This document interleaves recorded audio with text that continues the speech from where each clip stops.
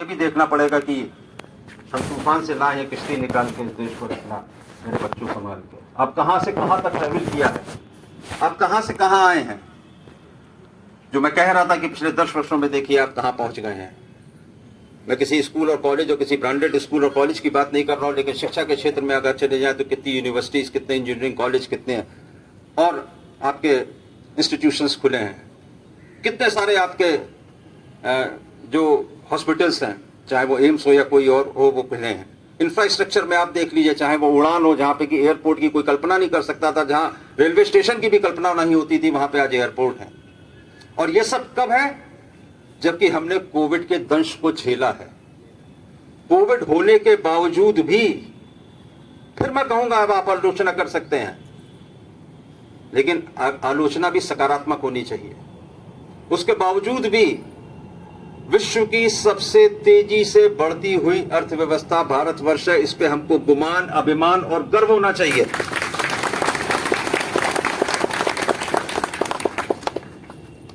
चीनी उद्योग को हमारी सांसें ही जो हैं वो शायद चीनी उद्योग के लिए चलती हैं। 120 वर्षों का इतिहास है। 1903 में देश में जब पहली चीनी मिल लगी थी, उससे हमने एक लंबा सफर तय किया है। अगर मैं 1903 पे ना जाऊं और केवल इस पे जाऊं कि स्वतंत्रता के समय पे हमारे देश में चीनी उद्योग की क्या स्थिति थी। आज हम आत्मनिर्भरता की बात करते हैं, हम बात करते हैं चीनी को हम एक्सपोर्ट करेंगे, आज हम बात करते हैं कि चीनी को हम डाइवर्ट करेंगे इथेनॉल बनाने के लिए। लेकिन उस समय की परिस्थितियां क्या थी? मात्र 10 लाख टन चीनी का भी बमुश्किल उत्पादन करते थे और विदेशों से चीनी को आयात करते थे अपनी जरूरतों के लिए। चलते चलते कहां से कहां पहुंच गए हम।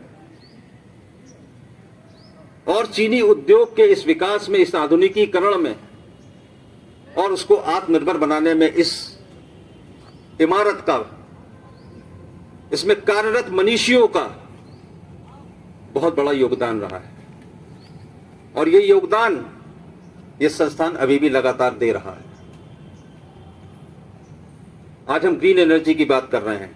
आप सारे छात्र जो हैं वो एक ऐसे समय पे शुगर इंडस्ट्री में प्रवेश कर रहे हैं जहां पे कि हम चीनी के इतर भी बात कर रहे हैं, जहां केवल शुगर टेक्नोलॉजी ही नहीं है, जहां केवल शुगर बनाना ही नहीं है, केवल एथेनॉल भी बनाना नहीं है। शुगर टेक्नोलॉजी वालों को अल्कोहल टेक्नोलॉजी जानना जरूरी है और अल्कोहल टेक्नोलॉजी वालों को शुगर टेक्नोलॉजी जानना जरूरी है। और ये ओवरलैपिंग है। हम स्टैंड अलोन शुगर फैक्ट्रीज को, क्योंकि हम कहते थे कि शुगर इंडस्ट्री एक ऐसी इंडस्ट्री है जो कि लगातार लाभ की स्थिति में नहीं रहती, क्योंकि हमारे पास केवल एक ही प्रोडक्ट था, शुगर। तो शुगर के भाव ऊपर नीचे होते थे, जैसा भी उसकी गति होती थी वैसी गति चीनी मिलों की होती थी। और फिर जो गन्ना किसान थे उनका भुगतान नहीं करते थे, गन्ना कम होता था, चीनी कम होती थी, चीनी के भाव बढ़ते थे। तो ये सारी चीजें हैं जो कि आप समय के साथ जानेंगे, लेकिन उसको दूर करने के लिए सबसे जरूरी यह था कि एक सिंगल प्रोडक्ट जो यूनिट्स होती हैं, एक सिंगल प्रोडक्ट इंडस्ट्री की जो परिकल्पना थी, उस परिकल्पना को परिवर्तित किया जाए और बहुत सारे उसमें उत्पाद बनाए जाए। आज शुगर इंडस्ट्री ने एक लंबा सफर तय किया है और आज हम कहते हैं कि शुगर इंडस्ट्री एक ग्रीन एनर्जी का हब है, जहां पे कि आप जूस से भी एथेनॉल बना रहे हैं, मोलासेस से भी एथेनॉल बना रहे हैं, सिरप से भी एथेनॉल बना रहे हैं, आप फिल्टर केक से कंप्रेस्ड बायोगैस बना रहे हैं, और जो आपकी बगास बचती है उससे आप इलेक्ट्रिसिटी प्रोड्यूस करके उसको जो है एक्सपोर्ट कर रहे हैं। तो पूरा का पूरा चीनी उद्योग एक सिंगल प्रोडक्ट से मल्टी प्रोडक्ट पे आ गया, जहां से कि आपके पास रेवेन्यू जनरेशन की बहुत सारी धाराएं फूट पड़ी हैं और आप केवल चीनी के ऊपर निर्भर नहीं रहे हैं। तो इससे सबसे बड़ा फायदा यह हुआ है कि चीनी उद्योग एक सतत लाभ की स्थिति में धीरे धीरे आ रहा है और उसमें सबसे बड़ा योगदान इस देश की सरकार का है।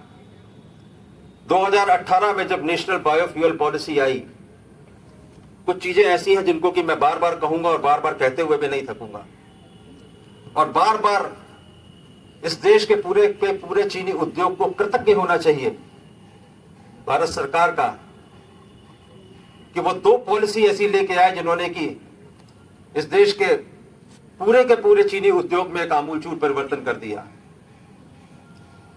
अगर वो पॉलिसी नहीं होती तो सारी की सारी टेक्नोलॉजी एक तरफ रह जाती, और वो पॉलिसी थी जो विश्व में पहली कहीं नहीं है,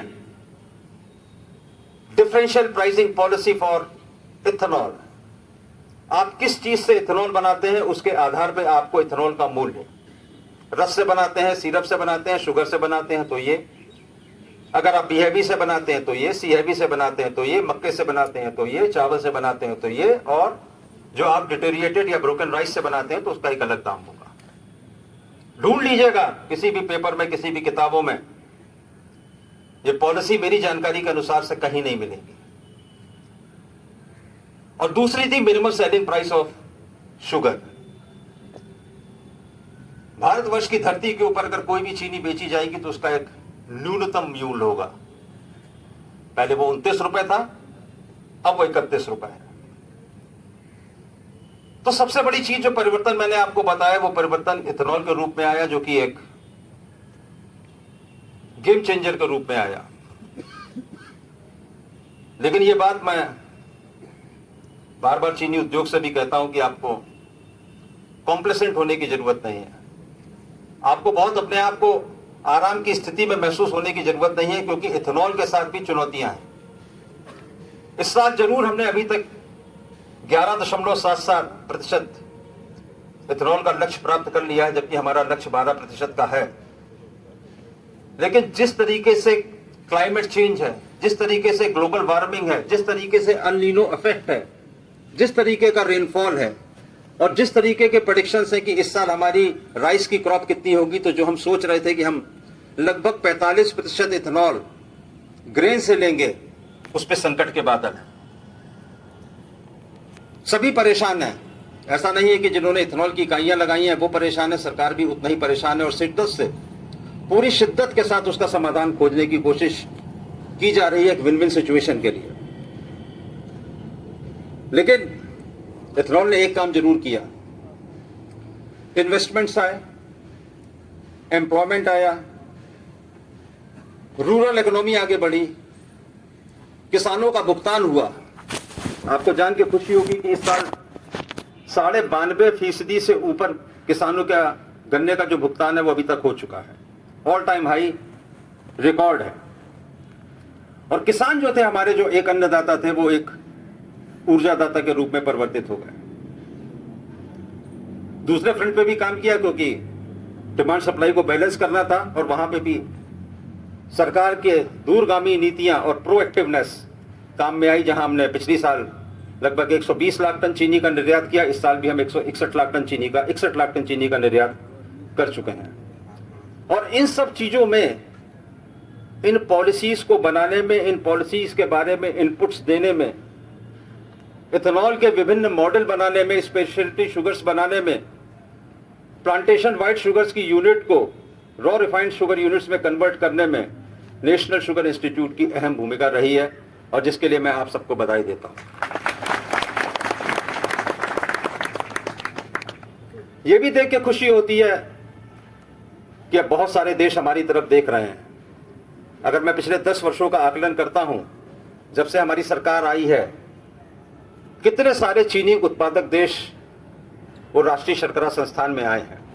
अभी 18 फरवरी को भी लगभग 15 से अधिक देशों के लोग, उन्होंने इस राष्ट्रीय शर्करा संस्थान का दौरा किया था, यह जानने के लिए कि इसका मॉडल क्या है, किस प्रकार हम एक ही छत के नीचे शिक्षा भी देते हैं, परामर्श भी देते हैं, अनुसंधान भी करते हैं, और चीनी के मानकों का निर्माण भी करते हैं। बहुत सारे अन्य देश, जिनका कि मैं कुछ का नाम ले सकता हूं, जैसे कि इजिप्ट, मिस्र है, बांग्लादेश है, कीनिया है, इथोपिया है, इंडोनेशिया है, क्यूबा है, फिजी है, इन सब ने भी हमारी तरफ देखा है, और हम शीघ्र ही इनके साथ, सबके साथ एमओयू साइन कर रहे हैं। और आप देखेंगे कि भविष्य में, जब हम कुछ देशों के साथ काम करते थे, इंडोनेशिया के साथ काम कर रहे थे, भूटान के साथ कर रहे थे, श्रीलंका के साथ कर रहे थे, कीनिया के साथ कर रहे थे, इन देशों के साथ भी, क्यूबा एक टाइम पे शुगर बोल कहलाता था, चीनी का कटोरा कहलाता था, आज वो चीनी का कटोरा अपने से बड़े बर्तन के पास आ रहा है। वो नेशनल शुगर इंस्टीट्यूट की तरफ देख रहा है। तो बड़ी खुशी होती है ये देख के। और जब मैं बाहर जाता हूं, अभी मुझे 2 जगह जाने का मौका मिला। एक अध्यापक के तौर पे सबसे बड़ी खुशी, ये खुशी शब्दों से, पैसों से, किसी के कहने से नहीं खरीदी जा सकती, ना महसूस की जा सकती है। ये तो जब 1 to 1 होता है और आमना सामना होता है तभी महसूस हो जाती है, और रिश्तों की गर्माहट का तभी अंदाजा होता है कि आप इंडोनेशिया की धरती पर कदम रखें और 3 आपके पूर्व छात्र, जो कि कोई छोटी मोटी पोजीशंस पे ना हो, कम से कम टेक्निकल हेड की पोजीशंस पे हो, वो आपका स्वागत करें और आपसे पूछे कि सर आप यहां पे रहेंगे तो आपको कोई कष्ट नहीं होने देंगे। वो 56 इंच का सीना तभी महसूस होता है। तो मैं आपसे भी यही अपेक्षा करूंगा और आपको शुभकामनाएं दूंगा कि आप भी ऐसे ही आगे बढ़िएगा। आप इस इंस्टीट्यूट के सबसे बड़े ब्रांड एम्बेसडर होंगे। आपके नाम के साथ इस इंस्टीट्यूट का नाम जुड़ा होगा और आप भी पहुंचिएगा और वहां पे आपके हाथ में तिरंगा होगा, आपके हाथ में इस इंस्टीट्यूट की पताका होगी जिसको कि आप फहराएंगे और हम गर्व के साथ कहेंगे कि ये जो खड़े हुए हैं, ये जो गए हैं, ये 2023 बैच के हैं, 24 बैच के हैं और 25 बैच के हैं। हमारे लिए इससे बड़ी गर्व की और खुशी की बात और कोई भी नहीं होगी। लेकिन मैंने आपसे फिर कहा कि चुनौतियां परंपार हैं और उन चुनौतियों का सामना करना है। शुगर इंडस्ट्री के नुमाइंदों को मैं बार बार कहता हूं कि हमने पावर एक्सपोर्ट का हाल देखा है, इथेनॉल हमारे सामने है, हमको विकल्पों पे काम करना पड़ेगा, हमको बिजनेस मॉडल्स के ऊपर काम करना पड़ेगा, हमको काम करना पड़ेगा कि शुगर इंडस्ट्री को हमने ग्रीन एनर्जी के हब के रूप में विकसित किया और हम इसको कैसे बायो एनर्जी के रूप में, एक बायो रिफाइनरी के रूप में ले जाएं। इकोनॉमिक और एनवायरमेंटल सस्टेनेबिलिटी के ऊपर कैसे काम करें। केवल हाथ पे हाथ रखने से कुछ नहीं होगा, केवल आलोचना करने से कुछ नहीं होगा। कभी कभी मैं देखता हूं कि सामान्य तौर पे भी देखता हूं कि इस पे लोगों का विश्वास होता है कि कुछ नहीं हो रहा, ये क्या कर दिया, ऐसा करना चाहिए था क्या। ये एक बहुत ही सामान्य, बड़ा जेनेरिक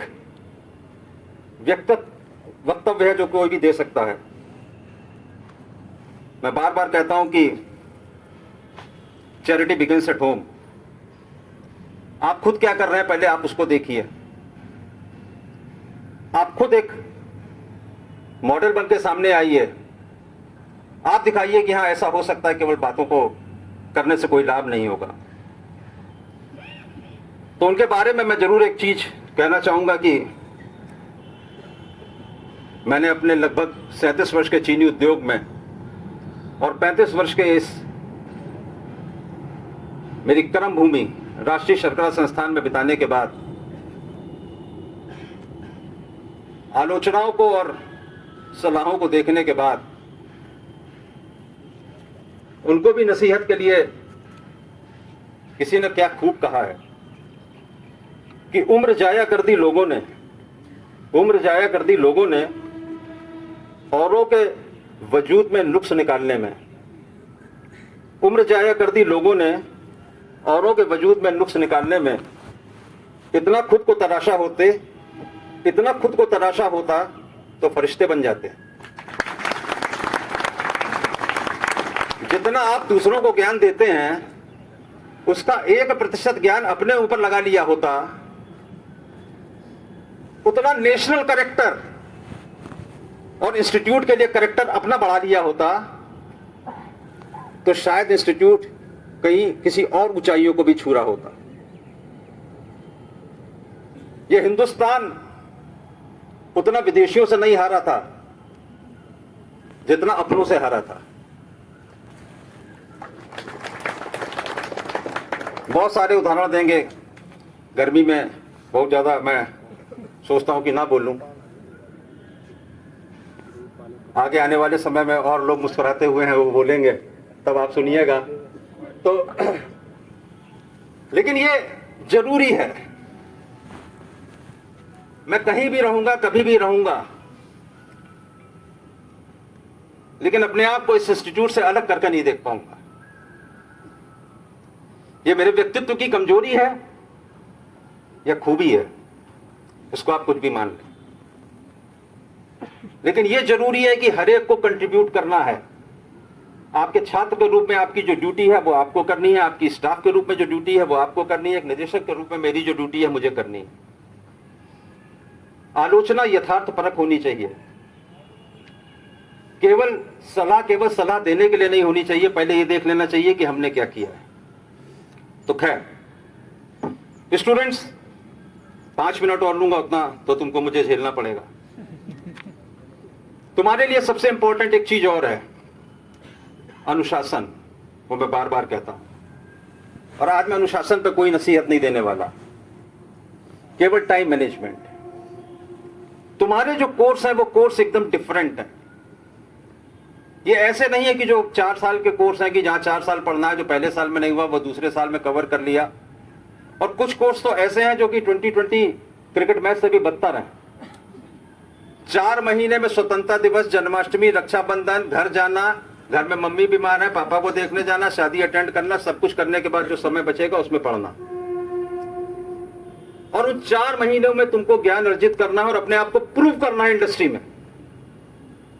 एक बात तो याद रखना कि नौकरी पाना, वहां पे टिके रहना और किस तरीके का जॉब तुमको मिलता है, इस सब में फर्क है। तुम्हारी सेटिस्फेक्शन का एक लेवल होना चाहिए। तुम्हें कितनी उड़ान भरनी है वो तुमको डिसाइड करना चाहिए। केवल एक किसी भी तरीके का कोई भी जॉब प्राप्त कर लेना वो तुम्हारा लक्ष्य नहीं होना चाहिए। कम समय में भी बहुत कुछ कर सकते हो। मैं तो आर के मिशन का पढ़ा हुआ हूं, मेरे कुछ साथी भी बैठे हैं जो आर के मिशन के पढ़े हुए हैं। स्वामी विवेकानंद हमारे रोल मॉडल तब भी थे, आज भी हैं और आगे भी रहेंगे। और शायद इसीलिए हमने आप लोगों के लिए भी और सबके लिए भी कि वो लगातार इस संस्थान के अंदर सुशोभित होते रहे और हम लोगों को प्रेरणा देते रहे। उनकी एक मूर्ति जो है वो शर्करा सौद में लगवाई है। वो एक ऐसे मनीषी थे, एक ऐसे यशस्वी महापुरुष थे। बहुत अल्पकाल के लिए वो रहे हमारे बीच में, 1863 से लेके 1902 तक, 39 साल। लेकिन 39 साल में उन्होंने दिखा दिया कि क्या किया जा सकता है। सर्वधर्म सभा के बारे में तो आप सब जानते हैं, जहां पे कि उन्होंने हिंदू धर्म के बारे में और उपदेश दिया। लेकिन समाज में एक जो आमूलचूल परिवर्तन वो लेके आए, तो ये नहीं कहा जा सकता कि आपके पास समय इतना है तो आप कर नहीं सकते। आपको मैनेजमेंट करना होगा, उसका उपयोग करना होगा। आपको उसका उपयोग कैसा करना है ये आपको देखना है, हम आपको केवल गाइड कर सकते हैं। विवेकानंद जी की कई लाइनें वहां पे लिखी हुई, उनकी प्रीचिंग्स, उनकी टीचिंग्स वहां पे लिखी हुई हैं। लेकिन हमारे को जो डायरी मिलती थी उसमें भी लिखा रहता था, शायद आप उत्तिष्ठित जाग प्राप्त करा निबोधक। उनका कहना था, arise, awake and stop not till the goal is achieved. उठो, जागो और तब तक चलते रहो जब तक तुम्हारे को अपनी लक्ष्य की प्राप्ति ना हो जाए। तुम्हारे अंदर वही स्पिरिट, वही जज्बा होना चाहिए। क्योंकि ये माना जिंदगी है 4 दिन की, ये माना कि जिंदगी है 4 दिन की, बहुत होते हैं यारों 4 दिन भी। तो 4 महीने बहुत हैं। अगर 4 महीने में भी ज्ञान लेना चाहोगे तो ले सकोगे। इस साल एक और थोड़ी अभूतपूर्व घटना ही कहूंगा कि मैं हुई है कि संस्थान में बड़े संख्या में छात्राओं ने भी प्रवेश लिया है। मैं उनका स्वागत करता हूं, बधाई देता हूं और हमारे सब लोग जोरदार तालियों से उनका स्वागत कर रहे हैं, उनको प्रोत्साहित कर रहे हैं। मैं उनको एक ही संदेश देना चाहता हूं, बिल्कुल भी डरने की, हतोत्साहित होने की जरूरत नहीं है। तुमने इस इंस्टीट्यूट में आने के लिए अपना कदम उठाया है, तुम इसको प्रूव करना। कोई ये ना कह दे कि तुमने कदम गलत उठाया था। और अगर तुम्हारे कदम कहीं डगमगाएं तो हम सब तुम्हारे साथ हैं। तुम प्रूव कर देना कि राष्ट्रीय शर्करा संस्थान ने जो लड़कियों के लिए दरवाजे खोले थे वो सही दिशा में खोले थे, और हम लड़कों से कम नहीं हैं, हम उनसे बेहतर करके दिखाएंगे। मैं संस्थान के समस्त रिसर्च स्कॉलरों को भी बधाई देता हूं कि उन्होंने बहुत अच्छा काम किया। हमारी लैब्स लगातार वाइब्रेंट रही, कुछ ना कुछ हम लोग उसमें करते रहे, और बहुत सारे पेपर हम इस साल भी जो है वो जो सिस्टा के, एसटीआई के, डीएसटीए के कन्वेंशंस होने जा रहे हैं, या हम एक इंटरनेशनल कॉन्फ्रेंस भी कराने जा रहे हैं राष्ट्रीय शर्करा संस्थान में 11 और 12 अक्टूबर में, उसमें अपने देंगे।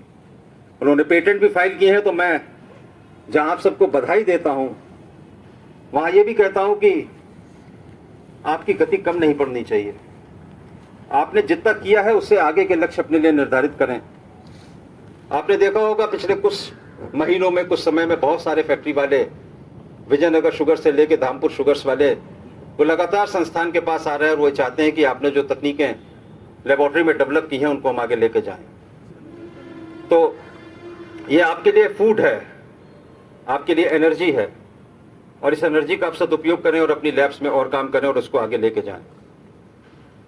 कुछ अधिकारियों को संस्थान के उनके उत्कृष्ट पेपरों के लिए गोल्ड मेडल और अन्य मेडल से भी नवाजा गया। मैं उन सबको अपनी तरफ से, संस्थान की तरफ से बहुत बहुत बधाई देता हूं कि उन्होंने अपना और संस्थान का नाम रोशन किया। और जैसा कि मैडम मल्लिका द्विवेदी ने कहा,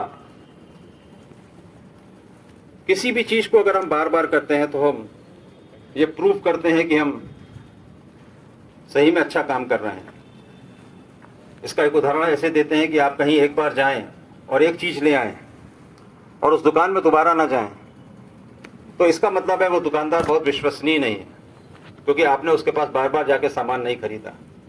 लेकिन अगर आपको बार बार वो हिंदी का पुरस्कार और बार बार स्वच्छता का पुरस्कार मिले, तो इसका मतलब है कि आप वास्तव में विश्वसनीय और कुछ कार्य को कर रहे हैं। तो मैं हिंदी राजभाषा अनुभाग को और जितने भी लोग, विशेष तौर पे केयर टेकर का अनुभाग और सफाई से जितने भी लोग जुड़े हैं, बल्कि सभी लोग, इस संस्थान के सारे अधिकारी कर्मचारियों को बधाई देता हूं कि उन्होंने जो कार्य किया उसकी वजह से हम लगातार पिछले 2 वर्षों से राजभाषा का पुरस्कार भी जीत रहे हैं और स्वच्छता का भी पुरस्कार अखिल भारतीय स्तर पर जीत रहे हैं।